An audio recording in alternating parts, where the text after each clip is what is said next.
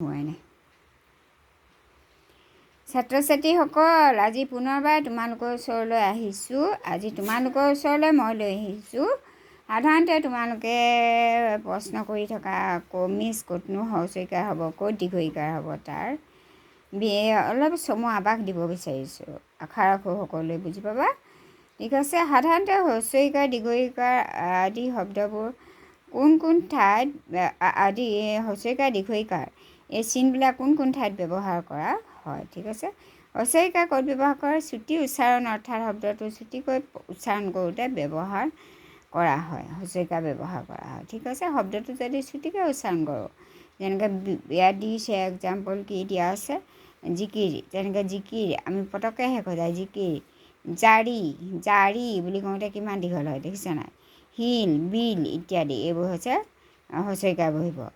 এইবোৰ কি কেলৈ? এইবোৰৰ উচ্চাৰণ সৰু, উচ্চাৰণ এই শব্দটোৰ উচ্চাৰণ ছুটি নট সৰু।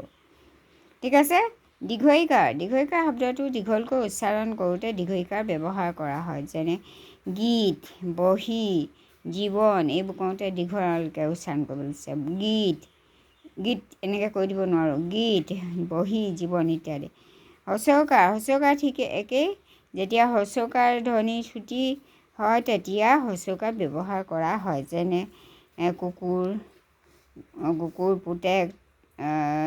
পুতেক, তুলনা ইত্যাদি এইবোৰ শব্দ পটককৈ উচ্চাৰণ কৰা হয়, ছুটিকৈ উচ্চাৰণ কৰা হয়। বুজি পাইছে এওঁলোকে? এতিয়া আছে লাষ্ট দীৰ্ঘইকাৰনো ক'ত ব্যৱহাৰ হয়? যেতিয়া দীৰ্ঘধ্বনি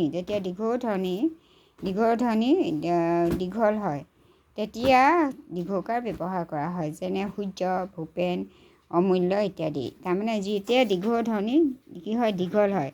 যেতিয়া দীৰ্ঘধ্বনি দীঘল হয় তেতিয়া দীৰ্ঘইকাৰ ব্যৱহাৰ কৰা হয়। যেনেকৈ সূৰ্য, ভূপেন, বহুত শব্দ আছে, অমূল্য ইত্যাদি। এইবোৰত সাধাৰণতে কি হয়? দীৰ্ঘইকাৰ ব্যৱহৃত হয়। কেলৈ দীৰ্ঘইকাৰ ব্যৱহৃত হয়? ইয়াৰ ধ্বনি উচ্চাৰণ দীঘল সেইকাৰণে। তুমি এতিয়া ভূপেনটো কৈছোঁ আৰু ভূপেন বুলি ক'লে কেনেকুৱা লাগিব? ভূপেন। ঠিক আছে। হ'ব, আজিলৈ ইয়াতে সামৰিছোঁ। ভালদৰে পঢ়িবা। তোমালোকৰ টেষ্টটো আছেহি। ঠিক আছে। Bye bye. Thank U.